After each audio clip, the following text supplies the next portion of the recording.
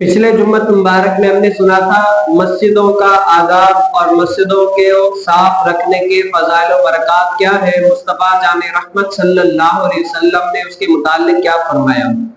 اسی کے متعلق ایک اور حدیث مبارکہ حضرت سیدنا ابو ہریرہ رضی اللہ تعالیٰ عنہ سے مروی ہے کہ نبی کریم صلی اللہ علیہ وسلم نے فرمایا کہ جب تم نماز کے لیے کھڑے ہو تو اپنے آگے مت تھوکا کرو۔ اہل عرب جیسے ابھی تک ابتدائی دور تھا، اسلام ابھی تک مکمل لائحہ نہیں ہوا تھا، ابھی تک مکمل اسلام کی تکمیل نہیں ہوئی تھی، تو بہت ساری ایسی چیزیں ہیں جو حضور علیہ السلام ان کو بتا رہے تھے، ان کی رہنمائی کر رہے تھے، اور جس بارے میں ان کی کوئی بات ہوتی، ابھی تک احکام نازل نہیں ہوتے تو بعد میں حضور علیہ السلام پر وحی نازل ہو جاتی۔ تو ابھی تک ابتدائی دور اسلام کا تھا، تو نبی علیہ السلام اپنے صحابہ کی تربیت بھی فرما رہے تھے، اور جو باتیں صحیح تھی ان کی تصحیح بھی فرما رہے تھے، اور جن چیزوں سے بچنا تھا حضور علیہ السلام ان کو وہ بھی فرما رہے تھے کہ ان چیزوں سے بچنا ہے۔ تو حضرت سیدنا ابو ہریرہ رضی اللہ تعالیٰ عنہ فرماتے ہیں کہ نبی کریم صلی اللہ علیہ وسلم نے فرمایا کہ جب تم نماز کے لیے کھڑے ہو تو اپنے آگے مت تھوکا کرو۔ کیوں؟ کیونکہ تم اللہ کی بارگاہ میں ہو، مناجات کرتے ہو، اللہ تعالیٰ کو یاد کر رہے ہو، تو یہ ایک ایسا فعل ہے جس سے بندے کو گھن آتی ہے، تو اپنے آگے مت تھوکا کرو۔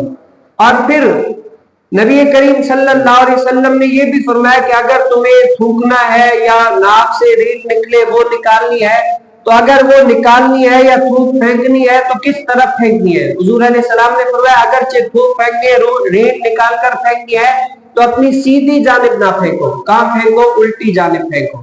سیدھی جانب اس لیے کہ وہاں پر فرشتہ ہے، اور اس لیے، اور یا اگر زیادہ ہی آئے تو اپنے پاؤں کے نیچے وہ تھوک بلغم وغیرہ دے دو، تاکہ اگر تمہارے پاس میں کوئی نماز پڑھے گا تو اس کو کوئی اذیت تکلیف وغیرہ نہ ہو، اور بعد میں تمہارے پاؤں کے نیچے تمہیں پتہ ہے کہ یہ تھوک ہے یا کچھ بھی ہے تو اس کو تم کیا کر سکتے ہو، صاف بھی کر سکتے ہو۔ تو یہ طریقہ پرفیکٹ ہے کہ تم اس طریقے کو اگر عمل پیرا کرو گے تو تمہارے لیے اچھا ہے۔ الغرض نبی مختار صلی اللہ علیہ وسلم نے اپنی امت کو ہر اعتبار سے رہنمائی فرمائی کہ اس طریقے سے تم کرو۔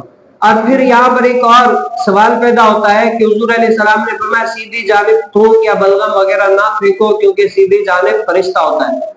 تو سوال پیدا ہوتا ہے تو الٹی جانب بھی تو فرشتہ ہوتا ہے، تو اسی لیے علماء کرام نے فرمایا، شارحین حدیث نے فرمایا کہ الٹی جانب جب رینگ یا وغیرہ تم پھینکتے ہو نا تو اس سے دور ہو جاتا ہے وہ فرشتہ۔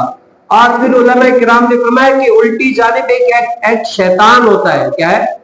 یعنی شیطان ہوتا ہے، جب تم بلغم یا تھوک وغیرہ پھینکتے ہو تو اس کے اوپر گرتا ہے، تو یہ شیطان کو، یہ شیطان مسلمانوں کو اور ہر اللہ والے کو تکلیف دیتا ہے، اس کو برگلانے کی کوشش کرتا ہے۔ تو اگر تم اس طریقے سے کرو گے تو شیطان کے اوپر گرے گی، اور یہ شیطان کے لیے کیا اذیت ہے، تو تم شیطان کو بھلے اس طریقے سے کر دو۔